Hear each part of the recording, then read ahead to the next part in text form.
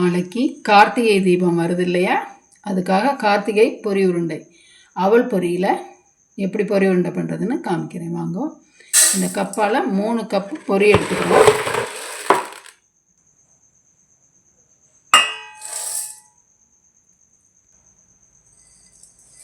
மூணு கப்பு பொரி. இந்த பொரி நம்ம கடையில் வாங்கினாலும் இதை என்ன பண்ணிடணும், கொஞ்சம் லேசாக வறுத்துன்றணும். அப்போ தான் அந்த பதப்பதப்பு இருக்காது, நன்னா இருக்கும், பொரி மொறு மொறுன்னு இருக்கும். அந்த வறுத்த பொரியில் ஏலக்காய் பொடி போட்டுடலாம். ஏலக்காய் பொடி, சுக்கு பொடி, தேங்காவை பொடி பொடியாக கட் பண்ணி நல்லா நெய்யில் வறுத்து எடுத்து வச்சுட்டுருக்கேன். அந்த தேங்காயில் இருக்கிற போட்டுட்டு நல்லா கலரி வச்சுட்டுடலாம். நல்லா ஒரு கரண்டியால் நல்லா கலரின்ட்டோன்னா தேங்காய் அங்கங்கே அப்படியே தேங்கி நிற்காமல் எல்லா இடத்துலையும் ஸ்ப்ரெட் ஆகிடும். எந்த கப்பால் பொரி அளந்துட்டோமோ 3 கப் பொரிக்கு 1 கப்பு நல்லா வெல்லம் பாத்திரத்தில் போட்டுட்டு இதால் 1/2 கப் தண்ணி ஊற்றிக்க. 1/2 கப் தண்ணியை ஊற்றின்ட்டு நம்ம பாகு காய்ச்சிக்கலாம். முதல்ல வெல்லத்தை நல்லா கரைய விட்டு அதில் இருக்கிற மண்ணெல்லாம் நல்லா வடிகட்டின்றணும். வடிகட்டின்ற அப்புறம் நல்லா நம்ம காய்ச்சி எடுத்துக்கணும். முதல்ல நம்ம வெல்லத்தில் இருக்கிற மண்ணெல்லாம் எடுத்துட்டுருலாம். மண்ணை வடிகட்டி தனியாக எடுத்துட்டு பொரி பாகு செலுத்தலாம். வாங்க பார்க்கலாம். வெல்லத்தை நம்ம வடிகட்டின்றலாம் மண் போகிறதுக்காக. வெள்ளை தண்ணி அதை அதில் ஊற்றி பாகு வர வரைக்கும் நம்ம நல்லா காய்ச்சிடலாம்.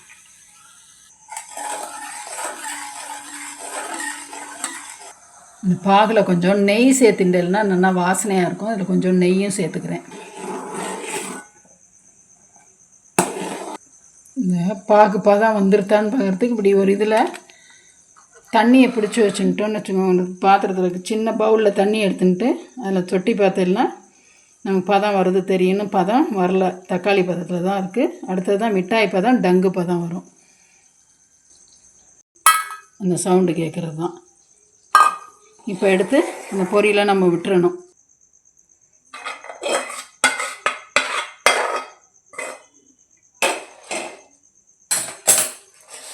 நல்லா அப்படியே கலந்துட்டு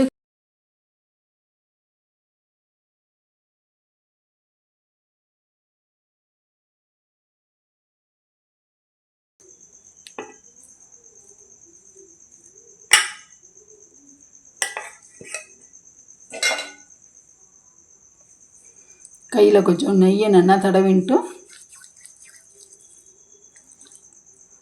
பிடிச்சோன்னா நல்லா வரும். இறுக்கி பிடிச்சிக்கலாம்.